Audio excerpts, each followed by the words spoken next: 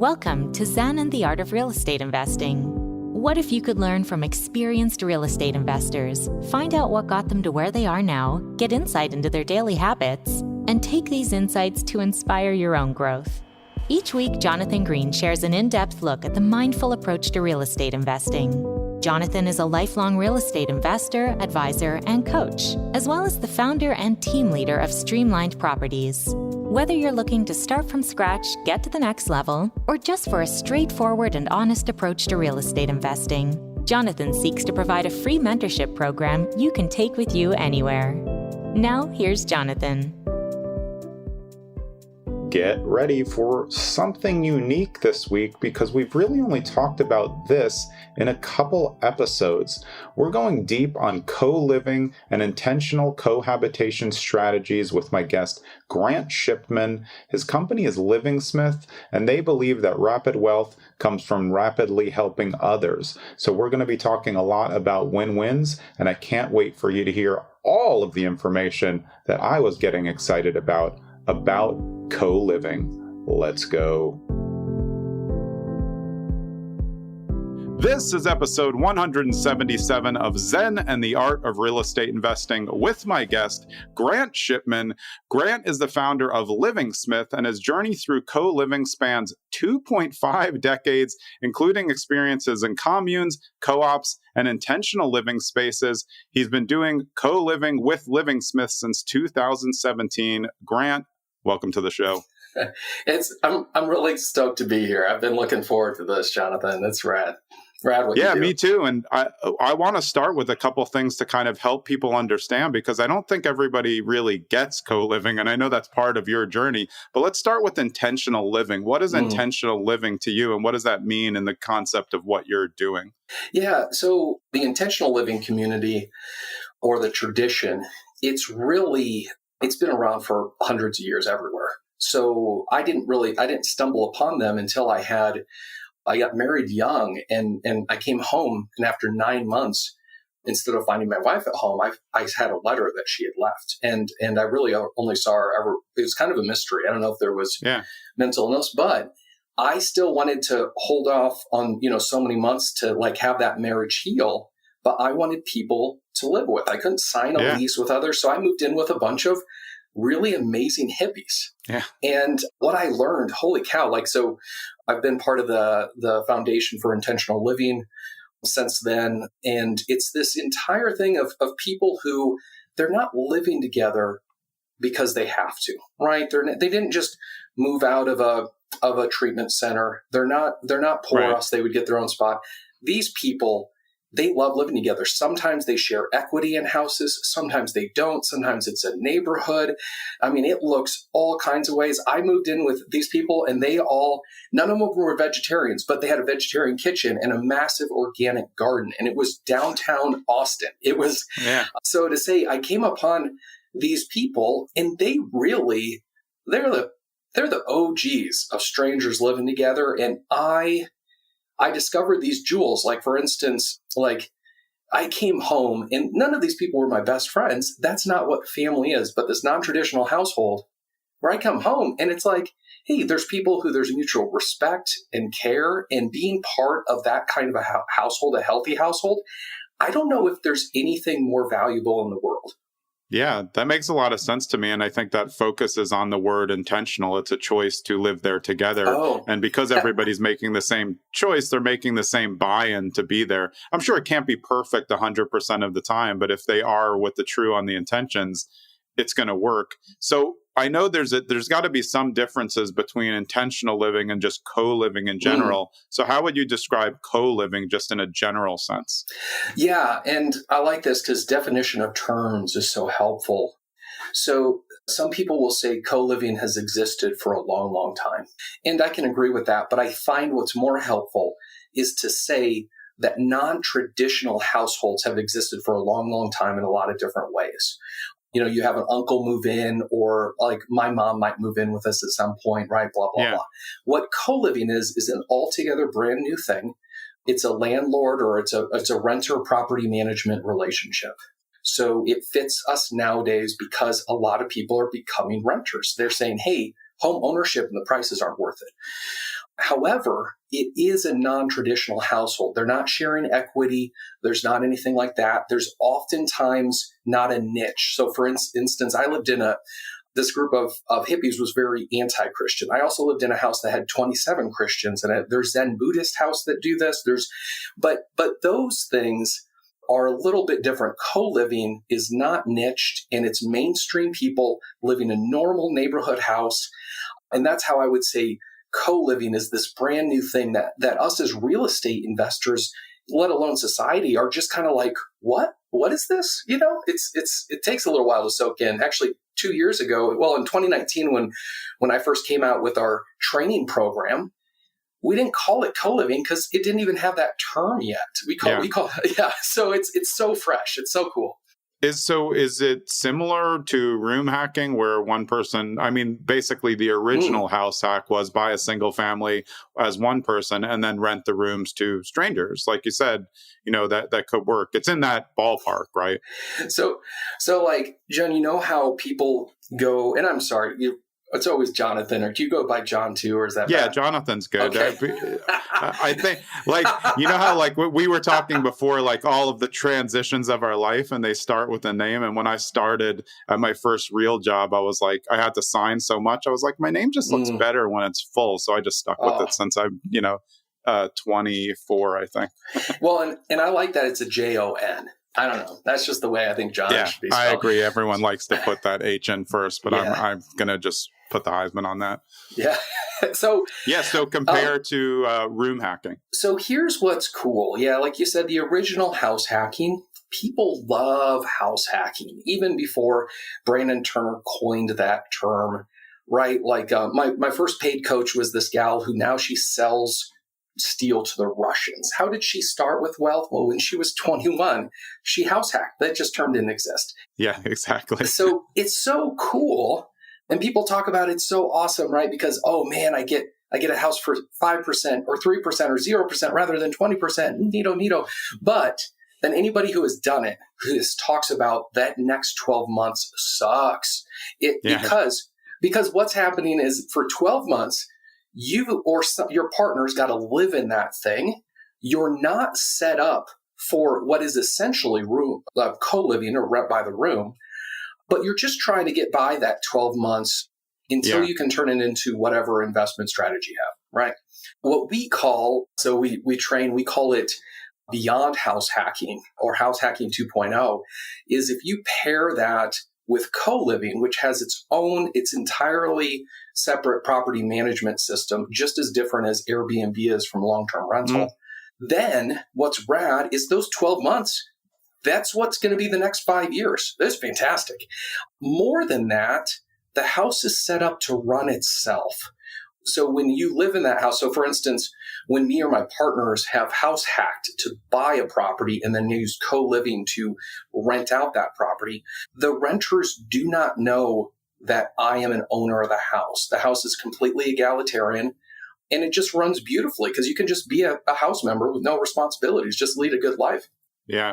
Yeah. So, in some ways, it reminds me a little bit of the sober living paradox now, although there's obviously a different choice to live there and why people go. But that's also that is a form of co-living, but not the same dynamic, of course. Yeah. And I like you bring that out. We were doing co-living for quite a while. And a house that I owned was a sober living house. We didn't manage it, but it was an Oxford house for people who are familiar with that. Yeah. Oxford, they contacted me, and they said, "Hey, Oxford is going to shut down our house. Is going to end our chapter or our charter." And I was like, "Well," I go, "I have a co-living property management company." So I got together. It was a women's sober living house anyway. Now we manage sober living houses. It is similar. It's just when we talk about definitions, we put that into transitional housing because you usually only want to live in a sober living house as long as it's helpful for you. Where a co-living house, you could live for decades. Yeah. But this is what's great. If somebody's like, "Oh man, I lived in a sober living house and it was so great. I wish that was for mainstream people." Or people in student housing, they're like, "Oh man, I wish I could be in student housing without all the partying because I'm not into that anymore." It's It all makes of a those lot of cool sense to things. me. Yeah. Yeah, it's funny though, because I was thinking of it. There was all these things coming out about summer camp, for the summer, and I went to summer camp. I'm like, why isn't there Right. summer camp for adults? Like co-living Right. for exactly what you said. Like it could really work for people who get a divorce or, Mm-hmm. they move to a new city and they don't know anybody. I mean, these options are out there. And I personally believe, I've talked about it on other shows, that based on what happened during the pandemic, there's a lot Mm-hmm. more people who are gravitating to more community type involvement, which definitely could involve co-living, commune living. And we'll get into your background on where you've lived with those. But I think it's a viable solution for what people are looking for, because people are kind of got detached from the pandemic and they're still looking for ways to connect more. And as you said, it's egalitarian. You're sharing things together. So Mm-hmm. you have to, learn to work together to make it work. I had a guy, his name's Mark.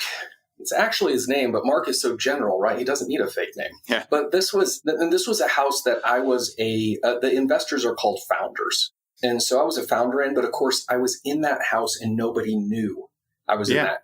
Right. I was making money on the back end. I was just enjoying, in it. But anyway, we would go to this little pub, and play board games every Wednesday night. And this had happened for, I don't know, 8-9 months. There's about 3 or 4 of us guys. And then Mark says, hey, I've proposed to my girlfriend. And so we're like, congratulations. But he looks at us like we're not getting it. And this is, and yeah, it just stays in my memory. He said, guys, I live with y'all because anytime that I have had a girlfriend and I've wanted to propose or anything like that, we've moved in and it's ruined it. I can't live with people and maintain good relationship, right? He goes, that's why I moved into this house. I didn't want to live with my friends and ruin those friendships. My girlfriends wanted me to propose forever, but then we got to move in with each other and I'm going to ruin that. He goes, I loved her so much. I thought I'm never going to propose because I want this relationship to last. It was, however, now that I've been here for, I don't know what he was at that point, like 6-8 months, he said, I've learned, how to resolve conflict, how to live with people. And I thought, holy shit, like I can propose, I can live with this girl I love so much.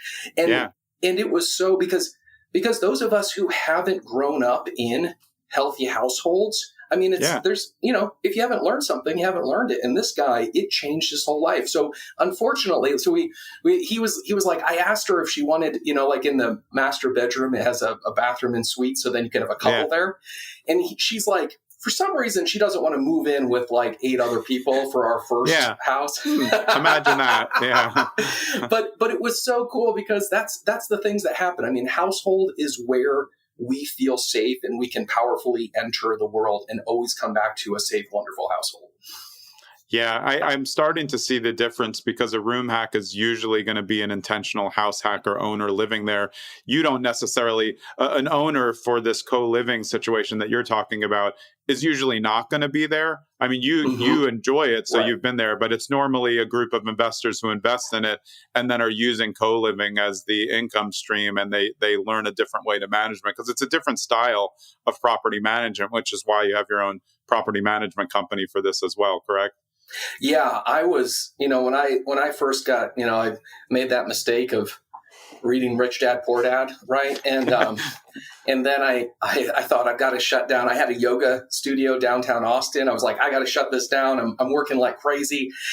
I need to learn business. I better do real estate. And then I thought, like Brandon Turner taught, hey, like plan in property management. Spend your time buying houses. Well, there was nobody who knew how to manage this way. And I saw this big divide is generally real estate professionals and investors very little intersect with the intentional living community. In the intentional living community, there's a little bit of a like money is bad. And that's not across the board like it is with any community. But I found that kind of setup and to say, Jonathan, what's really cool is these houses, so they're going to cash flow at least $2,000 to $3,000 in each month. And when that happens, what it creates is a very easy way to syndicate single family properties. And so we'll have somebody sign on a loan. They get free rent for the first 14 months. They make save over $12,000. And all they have to have is good character, right? They're a non-equity member of the LLC. And we just got a house for $30,000 all in rather than $180,000. It's amazing. Yeah, it makes a lot of sense. And there's a lot of scale both ways that person can get some equity without a huge buy-in, but also be the first member in or understanding eyes and ears on the property. Yeah, it's a very interesting concept. And it's like, in my head as you're talking, I'm like, it's a little bit like this, it's a little bit like this, but it definitely has its own thing. Because I would figure, based on, I've done a couple episodes on sober living, and I think that there is, in the management aspect for what you're doing, there does has to be like an establishment of house rules, or are they establishing it themselves? Because I feel like, when you're bringing adults in, it's not like a dorm, so you don't want to like mommy or daddy them, but you also have to have some type of setup where it's going to be okay that way. Yeah. And what I've loved, I guess, about it is people, there's a lot of different types of wealth. So when some people, like for instance, me, there was like out of college, I was, a pastor at a few thousand person church. I worked at a coffee shop. I had a yoga studio, right? Like I had no savings, but I had character, right? I had put a lot of time into that. Where some people, they've got cash, right? But they don't have that expertise, or they can qualify for a loan, but they don't have cash, right? So how I met my wife, actually, she was wanting to be a partner and she had no money, but she was an accountant and she could qualify for a loan. So everybody brings their piece of the puzzle to the table. And then everybody walks away with a piece of the pie that would be bigger than the entire pie if it was a normal single family. So it's really rad because even people who are not very financial literate, we bring them in as primary residences and they get to be part of a private equity, investment LLC. It's really, really cool. Like we all get to enjoy that experience because normally we swim in the same streams as others, like us. Yeah, it's a very interesting concept because as I was saying before, we're trying to tie all these things together, but you've had your own spin. Let's go back to the beginning. You talked about why you got into your first one, but then why did you continue doing this type of living? And then how did you start investing in them as a business? Yeah, so for me, I had all my classes were sold out. I had a great acrobatic yoga studio in Austin, Texas. Weird enough to say, right? It's never know where life's going to take you, right? It's like a Dr. Seuss book. Yeah. I read Rich Dad, Poor Dad. I was like, you know what? The reason why this isn't making me money, I was renting not just a room. I was renting a corner of a room. It was a larger room, and I shared it with 3 other guys. It's called The Bus. I rented a room, and I was delivering Domino's 3 days a week, and all I did was listen to podcasts like this one, right? I found out what were the best and I wanted to learn. But when I was like, okay, I'm going to build my team. I found a realtor. My lender's laughing at me because he's like, you can't qualify for anything. And I go to a local credit union. I was like, portfolio loan, right? Because that's what I learned. And they're like, no chance. And plus they said 20%. I was like, no money. I have no money. So because what had happened with my journey into financial literacy was I had sold out awesome classes with this acro yoga studio, but I wasn't succeeding because I didn't have the business skills to succeed. And that was actually great news to me because I knew that business could succeed. I just needed to learn. And John, that's why your podcast, the reason it's growing so fast is because people have stuff to learn. The number of, people talking in books out there that's not giving, it makes people feel like they're getting helpful info, right? But they're not. So that's what I was doing, driving my shitty Prius, delivering Domino's. I had this dream. This was the other thing though, is I had my big happy face on and all of this stuff, but I was lonely. I had that marriage fail a long time ago and I tried to work it out for, it's like 8 years. I think it took me a while to get over it, but I wanted to this was my goal. I wanted to get married, have babies. I called it my dream babe magical journey. This was the whole plan. Yeah. I realized if I did, single family, small multifamily, got $100 to $200 a door cash flow, I was real pumped to find out that it would only take me 10 years without any screw ups to do this, right? And one screw up could set you back 5 years. So right. Yeah. So anyway, but I wasn't dissuaded. I'm wired for community. My wife, I'm like, we're crazy about each other, and I've got a 1.5 and 2.5-year-old. They're fantastic. I just taught them, you put besides putting clean pair of underwear on, instead you put it on your head and then you're kept in underpants, right? And that seems regular. That's a strategy also. Yeah. It's a proud moment in the dad's life. Yeah. And you were talking about that's what really gets your heart going, right? It's like the kids thing, right? So if you can kind of picture, this is what I'm doing. I went to go see a house because the real estate expert said to go see a house. So me and my realtor went to see a house. I was surprised when I went into the house's backyard, there was a second property or a second house on it. It was much older, much smaller. So I put out 3 dummy ads to find out how would I rent out this house, because I needed to analyze it, right? Yeah. And so I said we could put both houses on one lease. We could do lease per house, or I thought we could rent out per room. I got over 10 times the response in these little dummy ads.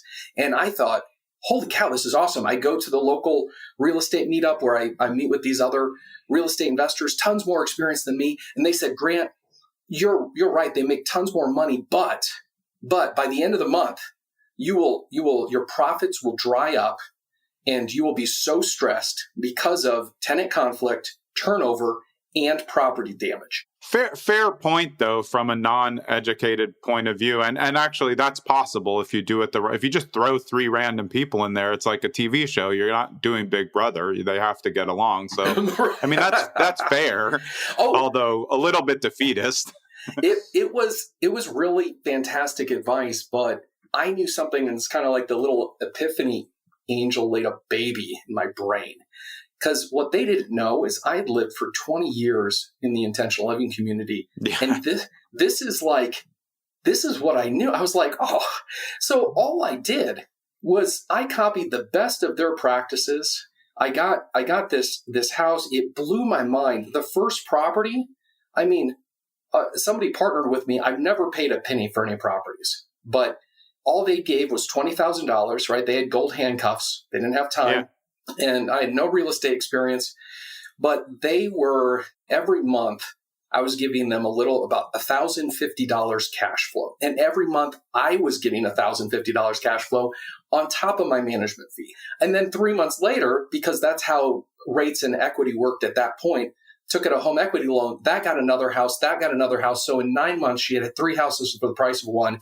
And we were both, wow. So why did I get started? It was kind of on accident. Why did I keep going? Because nothing could compare to that. And in 15 months, I went from, delivering Domino's in a shitty Prius to financial freedom, $2 million net worth. I met the gal that would become my wife. And then it's like, it's like real estate is that good. It's as long as you're listening to, good guides, right? And leapfrogging success, it's awesome. Yeah, and I think you also focused on one of your, superpowers, which was the ability to know co-living. So when you match your educational background, life background, and your skill set with something that also merges in real estate, you have the ability to scale quicker and smarter. Because as you said, somebody gave you that, hey, you're going to get killed. You're going to think it's good. And you're like, nah, I know more than you. So I appreciate the advice, but let me just do something, again, take what you've done and now fix it.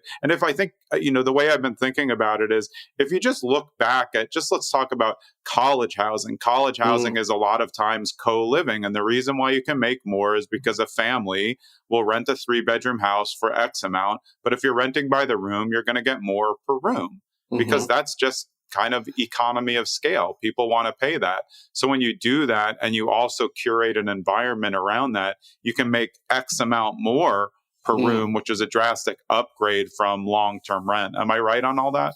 It's spot on. And then just add to it, because like working professionals or retired people, or like you mentioned, divorcees, all of these rooms are going to be more money than the average room for rent, not let alone the student room for rent, because people don't have to live with somebody who owns that house and bosses them around. So you're exactly right. It just makes the money just gets even better.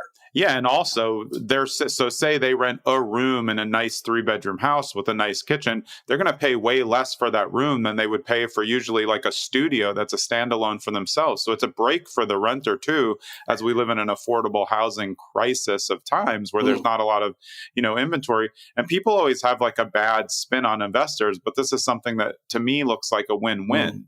Investors are going to do okay. The people who are renting there in this intentional living situation and co-living are getting an opportunity to spend less and build more community. It really makes sense to me. And I do think it's something that the future holds a lot more scale for it. Yeah, it's you're seeing like all of the things that I just always nerd out on. Do you know what the most popular lease is? Like the lease that is highest in demand for residential real estate right now, as far as like, is it a lease for 3 people? Is it a lease that 5 people sign on? Is it a lease that, that kind of thing? No idea, but I bet you're going to tell me. Oh man, it's so exciting, John. This is amazing because us real estate investors, we miss this because we're going off the Census Bureau. But Harvard has had studies out, and then other groups like credit unions measure this. They're not so interested in financial household, right? If you've got a daughter who's in college, she doesn't live with you, but she's considered by the Census Bureau part of your household. Right. So in 2003, this never ever happened before. More people living alone than ever before. So there's a lot of things to blame the housing shortage on, but when you take current inventory and now instead of, a 3-bedroom apartment that having 2-3 people in it, it has 1. Or a 5-bedroom house has 1 or 2. So this became huge, and it's probably the reason why, last year our Surgeon General released that we have an epidemic of loneliness. It's the equivalent of smoking 15 cigarettes a day. I was just thinking the exact same thing, because it is a solution to the loneliness epidemic, which is trending more in the favor of young males right now. And it's an opportunity. There are a lot of people who they go to college, they really enjoy it, but then they get out and they take a really shitty job that they don't like, and they don't have the camaraderie at work because they're working from home. And then they're working from home in a basement apartment, and it's hard to make friends if you move to a new city, and harder now because people are more insular. It really makes sense. And I do think that's a reality of it, that you can cure, some part of the loneliness epidemic in this situation. Hey, it's Jonathan. I hope you're enjoying this episode with Grant Shipman, and I hope that this is opening your eyes to intentional co-living and what it's all about, and how it's actually a win-win possibility for investors and for the inhabitants of these co-living spaces. I found it really interesting. Let's get to the back half of the show. Thanks for listening as always. Let's talk the tenancies a little. So as somebody who's running these as an investor or even as a co-occupant, are you choosing tenants in a different way than you would as just a regular landlord? Because there you're looking at credit scores, evictions. I think co-living, there's other things that you need to look at for suitability of the environment or everyone to get along. How do you do that when it's not on paper? This is the most number one question, period. Because when those of us who are interested not just in success, but in fulfillment, right? Like this zen, this enjoyment. Yeah. It's you want houses that are successful, you want them to be meaningful, and you don't want them to stress you out. Yeah, exactly. Right. We as investors, we're looking for something that isn't a 24/7 call. So I wouldn't call this passive, but if you do it right, it's going to be more passive than just tossing the first 3 people into a box and filming it. That's a TV show. Yeah. So I think the easiest way is to kind of back up to the question 2 ways. One is to say, what amount of time does this take? And what are your basic numbers? So when people are thinking about, hey, could I use my property to do this or something like that? But the other one is I'll turn around and say, why institutional investment funds that know that this trend has happened because they have access to big data? They're not like us, smaller real estate investors, right? Why they've had $226 million of failed investment in this. So for a co-living property that's using the gold standard of co-living, they're going to have a house that average tenancy is a little over 2 years. An occupancy rate should be 95% or higher. My property management company, as of this last Monday, we always keep live stats. Our average tenancy is 25.2 months. Wow. So turnover, right? Average tenant staying over 2 years. And if they're like Mark, they do the 24.5 months and get married. So it's like now you've created a fodder for marriage, I think. And that's like it. I mean, these houses shouldn't be stressful. When you have 7, 8, 9, 10 responsible adults living together, which isn't a normal house in a neighborhood on a corner, 2,500 to 3,400 square foot, everything normal. It's actually something that's rewarding because you see all these stories. The risk profile lowers because you have all these responsible adults. One is going to freak out and take crazy care of the lawn. Another one's going to notice if there's a leak in a sink, right? So the risk profile has shortened. Additionally, you have the advantages of multifamily. When somebody moves out, I'm still getting 7, 8 checks on that property. Right. That's a great point. So that's why some people say, hey, get a 4-family, but also like then you have 4 furnaces. So I'd rather have 1 furnace and 4 people paying rent. So as you said, there you go. And obviously with your experience, it's not very hard to fill a room. But let me ask you, I'm going to have a couple odd questions because I'm very inquisitive. So say you have a house of 8, okay, and then one person moves out. You and none of the ownership entity live there. The ownership entity chooses that last person, but do those 7 people get a say in it? Because they're probably like, hey, can we get a right of first refusal here? I don't really like Bobby. Bobby doesn't look like he wants to share the butter. Right. So this is really just another dimension of that question you're asking. How do you get people to get along? Yeah. and here's what's the magic thing is $226 million was failed because starting October 12th, Ollie was a $50 million startup, and they made a software that's like eHarmony for co-living. And oops, they went out of business. That sucked, right? But then this other company, Starcity, was like, no, that's what needs to be done. They believed in the software, so they bought Ollie. And Starcity was a $30 million startup. Really proven leadership, by the way. These people know what they're doing, but they were trusting matching temperaments. We're trying to find housemates that would get along. Yeah. AI, how is that going to work? Yeah. I mean, have you known any group of friends of yours that decided to move in together and they had all great relationships until after a few weeks of moving in?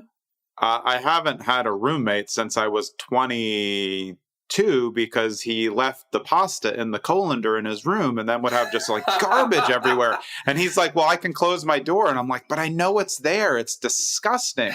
And I don't want to bump into you at the refrigerator. So it wouldn't be for me.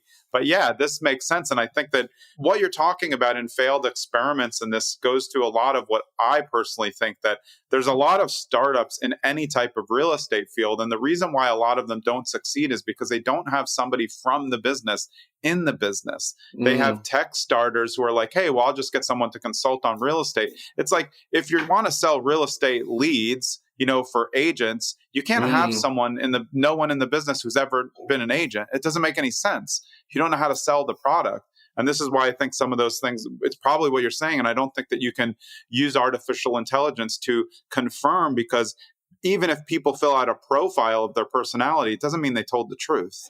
So you don't know if it's going to mesh. They could just, of course I'm easy to get along with and I smell good. And there's no way to do that. You're not hooking them up to a computer to their veins and saying like, oh, look, the DNA says they're going to be pretty annoying. It doesn't work like that. I think we're at a limit of what we can expect. The answer to this is glorious for everybody involved. But for us real estate investors, that's why we're talking not just the funds, but the fulfillment, but how that kind of story wound is Starcity started going out of business. And so instead of them failing bankruptcy, a company called Common bought them. They're a $112 million startup. They, just this last June, people may have heard of them because they filed bankruptcy. And here's the thing is they all saw that co-living was the big thing, even before that term was landed upon. Yeah. My first company, when I opened it in 2017, was called Community Living Homes, because that's my best name for it. Back then, co-living meant like a hostel, like short-term Airbnb house. But this is what's amazing, is the solution to this is not who is allowed into the house. We do background checks, then we do house tours, right? So, but the solution to this is a healthy household. So we have a 40-point complete household system. It's part of the property management company. And by the way, if anybody's wondering, I don't manage any of my properties. I don't know the renters. This is, completely reproducible. It's all about systems. But what they do is they set up a healthy household. The definition of a healthy household is one, that anybody who's reasonable and responsible can fit in that household. If they're a massive introvert, if they're a college professor, if they're an HVAC technician, if there's somebody retired, if they're fill in the blank, they will fit if they're reasonable and responsible, because a household is for everybody, Yeah. And so what's super, super cool is pretty much the property management company is going to do all of the things that the people in the house, like fix a toilet. But the people in the house are going to mow the yard. People want to live in and have that ownership experience. Yeah. So they also don't want to, like, for instance, the intentional living community that I've been in, they're going to have a 3-hour meeting every Monday. And then if somebody wants to join the house, like when I joined the house, I had to meet with every single person. And then they had to talk about it and then blah, blah, blah. But normal people in the co-living world, what they want to do is they want to trust the property manager to put people who are good in there. And then they have some household systems that if somebody slips in that sucks, or, right, somebody comes upon a bad experience in their life and a good renter turns into a bad one, they can remove somebody. And so even the property manager doesn't have to worry. They do their role and the household does its role. So this is the big thing why in COVID, these companies were failing left and right, where companies like mine or who practice like mine, we had massive waiting lists because people in COVID realized my biggest wealth is the people I live with. Yeah. Yeah. I mean, I think it's important. We've talked about so many reasons why it works. And I think it goes back to a traditional, maybe not traditional, more of a non-traditional, but an older way of living where community was kind of the heart of it. Now we're looking at cities that are so spread out, you can't walk anywhere. And it's why, as you were saying before, the collaborative nature of intentional living and co-living, that's why people are more likely to create their own gardens and share in the chores. Again, it makes me think of camp because I went to camp at 10 to sleepaway camp. I've never been away, like that. And then they were like, there's a chore wheel, you spin and it just moves each week. A chore wheel. I bet you have one. Yeah. Wheels. They should because I mean, I don't particularly like to sweep, but if it's on the wheel that week, I know it's not going to come around for 7 weeks. So I'm pretty good. I'm going to do a good job. And that each person's going to do the same. And then maybe you get that trade-off where that person's like, look, I'm better with the lawn. So I'll do your this and you'll do mine. It seems like a ripe area for learning and negotiation at all ages, really. It's, John, like you have understood it better than almost anybody I've spoken to that isn't like, head, knees, or knees, shoulders, whatever into it. Because that really, so we have a chore wheel. And what's rad is, so what happens when somebody comes to do a tour? One is the property manager doesn't do a tour. That takes time. That's dumb. There's a person in the house who is volunteered to give tours. They don't have any authority, but if you are living in a house, there's always one person who wants to have a say, right? Yeah, right. So they volunteer. What's awesome is this normal person that somebody works with, as a fellow teacher in a school or whatever, they want to show up. What do they want to see? They do want to see the house, but they want to meet somebody in the house. Yeah. And I want to know what it's like. Yeah. I mean, they get this tour, and when they walk in, first they're like, holy moly, this thing is smoking clean. Why? Because when you have 7 adults putting only maybe 20 minutes in a week, things stay clean. Yeah. And then they're like, why is this so quiet? Well, because these kind of people, like responsible, just mainstream people, they're at the gym, they're at work, they're at friends, they're at bowling league, whatever. But then they go by the chore board and they see, chores, and it's like, and what this person who volunteers would say, hey, listen, John, say you were there. They would say, John, if you don't like sweeping, no problem, because I like sweeping. I will trade you anytime, Right. And because that's how a healthy household is. And John, if I don't want to sweep that time and you ask me, I'll just say no. Yeah, right. But I mean, imagine it against even getting a studio and having to do all the chores on the chore wheel. Like young people don't know if you move out from your parents and then you go and live on your own, you're going to be like, why is everything so disgusting? Yeah, well, your parents cleaned it or they had a cleaning person, so you have to figure it out. It's nice to get some help around there. Yeah, I think it just makes sense to me as something that could be interesting to people at every age. Also, people who are older, maybe they're retired and they don't want to just be by themselves. Their family lives far and away. It seems like a great opportunity to develop that type of community. Do you see this as, or maybe you already have, but as multiple houses in a location that are forming a kind of quasi community, more like that commune feel? Yeah, there is the more houses, like for instance, houses will invite each other over for dinner. So me and my wife lived in the houses until we had kids, because there's no kids in the houses. And there was this one house that was having everybody working through all the Star Wars movies once a week. That's a lot. Yeah. And that went on for a while. Yeah. So that kind of thing happens because it's a shared way of life. It's really neat. But the thing that what you mentioned about generations, everybody knows that they would usually, on the regular, like to hang out with people that are more or less their age. But they also know, holy cow, when I hang out with people older or younger than me, it's gold. It's pure gold. So yeah. There was this one house in Longmont, Colorado. So it's near Boulder. And this gal, so Andrea, she was, retired. She had artwork down in like Santa Fe, right? But she's retired and she was just home all the time. And people loved it because you would come home and it's like you have this nice person that's like, hey, how was your day? It's like the 32-year-old vet tech comes home from work and, hey, what's up? And you get to talk to Andrea for a little bit, right? And then you live far from your family a lot of times. It seems like a nice warm entry spot if you're single and it makes sense and you don't know a lot of people in the area. It seems like a great idea. Well, it was cool about this kind of this generational, because there's like, sometimes there's, as young as 24 or sometimes 18 in there, but also like 72. We've celebrated an 80-year-old's birthday. But what's rad is nobody knew this, but Leah was homeless for the 2 years before she moved into the house. She lived in her car with her 2 cats. She just had some tough things happen, but she moved into this house where there's a civil engineer, a vet tech, all of this stuff, and everybody gets to enjoy, right? Like the old people get to enjoy the energy of the young people, and the young people act like it just is everything that you think it is when you have a healthy household.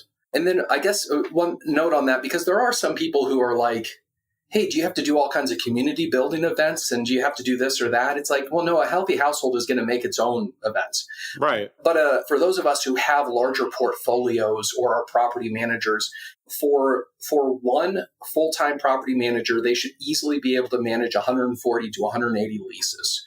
And this is going to be somebody who's not high-powered. They're paid, $52,000 a year with no previous experience. So just to say, these houses, the magic of them is if the property management does too much for them, people will not stay there very long because they want to live in a household that kind of takes care of itself. Yeah. Yeah. They're not looking to go into a home. They want independent cooperative living. Yeah. It makes sense. One question on, are the houses like separated by gender, or how people gender identify? Is it like male identify male or female identify female, or are any houses mixed? It's all mixed.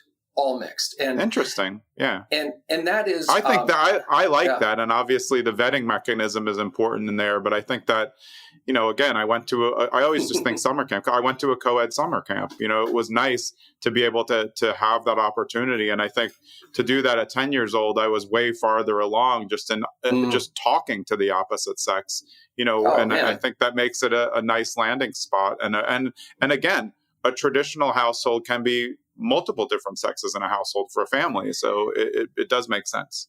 It is, we don't legally, but also It just takes work. We don't say, how many men, how many women, or identify or any of this stuff. What's nice is it just flows and happens. However, like, people want to be in a house where there's both energies, and something that women love. And we actually put it on our property management thing, like testimonies from women, because a lot of women, when they're like, man, I don't have people to live with, and they say, I'm only going to live with women, right? Because that's safe. When you only have one or two roommates and they're going to be strangers, have them be, if you're a woman, have them be a woman. I get that. That makes sense.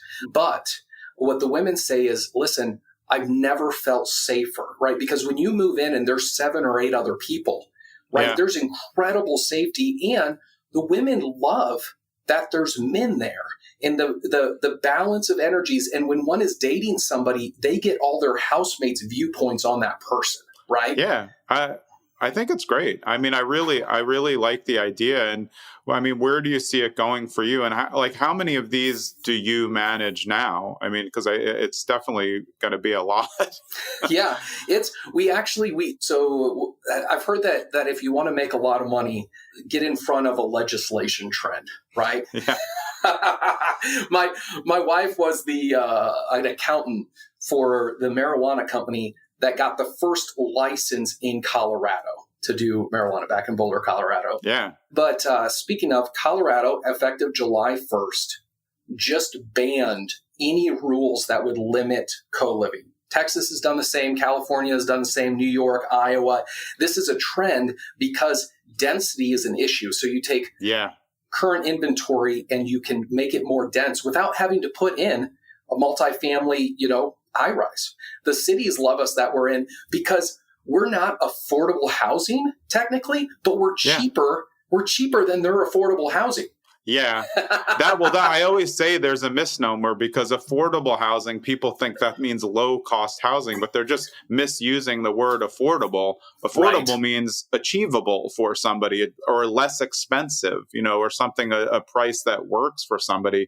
And that's what you're talking about in affordable housing. There's really two options there. And as we said before, the breakdown is great for the tenant. It's also great for the owner operator in this situation. So if people want to learn more about what you do, is the best place to go livingsmithpro.com? Yeah. And actually, I before this, really, John, your work, right? People know that you're a coach, that you speak at things, and they know you from your podcast, but your listeners, I knew, were a very specific group. It's like, people aren't jumping in here because it's some sexy podcast, right? Where they hear a bunch of. Oh, I mean, I thought it was a sexy podcast. I know what you mean. Yeah. Right. It's a sexy podcast. It's got substance, though, right? Yeah, I hope so. Yeah. I mean, your beard is quite fantastic, by the way. So I aspire, But what I did was this, because if there's anybody who is like, hey, I need to hear more about this, one, I would say do it, because the demand is massive. Something that we always say is the only way for anybody to win in co-living is for everybody to win big. Yeah. So passive investors, active investors, managers, and then, of course, the renters. I mean, holy moly, you have a chance to make raving fans out of everybody, because this is, I mean, I've heard that, if you want to get rich the fastest, help the most people the fastest with what they most need. And the people most need households, right? This is like households for the householdless. But what I did is with your listeners in particular, you can't get this anywhere else, not even our website, but if livingsmithpro.com/Zen, right? Just for y'all, this is what I would recommend. Is first, download the book. It's a $28 book on Amazon, but each page is written by a renter in a house that passing on. That's awesome. It's really cool. It's what we give as a part of our welcome basket to a new renter, right? But so download that. The next thing, though, is we do a co-living challenge. It's a free 5-day training. You can register there, and we blow people's minds. Like, it is fantastic. We'll show you what houses work, how to analyze those houses, how to do co-living property management. And the last thing I would say, if anybody is like, hey, I've got a house and I need help right now.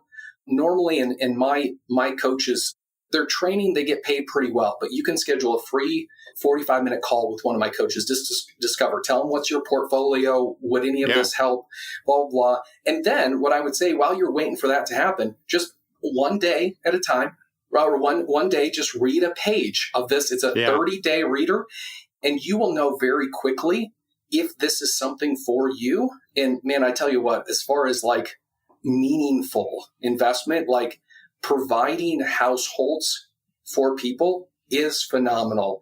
And it's really nice. It's really nice that the risk profile goes down and the, blah, blah, blah. So yeah, just that livingsmithpro.com/Zen, because you've gathered amazing quality listeners. They're moving forward. That's a big deal. Yeah, I believe they are doers, and I'm on that page now. It looks awesome, and I think it's a great resource for people to have to slide in there and figure out what they want to do. And as we were saying just briefly in the pre-call before we hop off, a lot of people have just perception that real estate investors are only in it for the profits and you can't do any good. But there's plenty of ways that you can do good as a person and in humanity, and also make some money, and not at the detriment of the people who are living there. And this is one of those ways. So it's been really eye-opening for me to kind of go through the different versions of co-living that I thought in my head, and now compare them with this investment opportunity, which if, say, you own a bunch of properties and you have a vacant property and you can fix it up, like, this seems like a great opportunity with really low risk, because as you said, you already own the real estate, or you can buy real estate. So your asset is the real estate. Your business is how you run it. You could run it as a long-term rental, but if you run it as a co-living, same as if you decided to go to short-term rental or mid-term rental, you're going to have a bigger X on your traditional long-term rental income. So there's, it's just another opportunity for people to say, hey, that sounds something like I would like to try it out. And what about for the people, as you said, why you got in there? Somebody owns a home, maybe the people they were with, left. And now this is an opportunity to create a mini community in a way that they wouldn't have thought of before. So yeah, man, I really appreciate you coming on. It's opened my eyes, and I hope everybody goes to that link, which is livingsmithpro.com/Zen. And you'll see my face is on there, so you can't get rid of me, but you will get all the information that Grant talked about. Right? Yeah, exactly. Right. I'm going to just change it to describe it as that. But yeah, you can see all the information at the bottom. Yeah, man, I really appreciate the time. It was great to talk to you, and I'm glad we connected. We seem to have a similar vibe, so it was enjoyable to spend this time with you. Yeah, well, John, I really appreciate this. There's never been a better time to invest in real estate. I just got a property under contract in Jacksonville, Florida, and it's going to true cash flow, what is it, $3,300 a month. And it's going to help people powerfully. So just to say, rates aren't too high. It's like what you say, it is always a good time to invest in real estate. You just get some training, do it well. And as far as like co-living out there, you're going to hear, more and more and more about it. And like what John's saying, he's this thing of like understands that like, hey, the only way to really, really make money in long term is to truly help people, right? Capitalism is about service. So yeah, it's just thanks for what you're doing, and thanks for having me on. I really just really appreciate it all. Yeah, me too. It was great to spend the time, and I look forward to staying in touch with you, man. Right on. All right. That was Grant Shipman of Livingsmith. I'm Jonathan Green. We'll see you next episode. Thanks for sticking around to the end so you can get the preview of what's coming up next episode, so you're prepped on Monday and Thursday mornings for that new episode, and you know who's coming in hot. Next week, it's Katie Lyon of Furnished Finder. I hope you've heard of Furnished Finder, and if you're in the midterm rental space, I'm sure you've heard of Furnished Finder. We go deep about what it is, and we go for a whole episode all about midterm rentals and the important things that you have to consider and how the platforms differ. So I can't wait for you to hear this. Stick around next episode for Katie Lyon. See you there.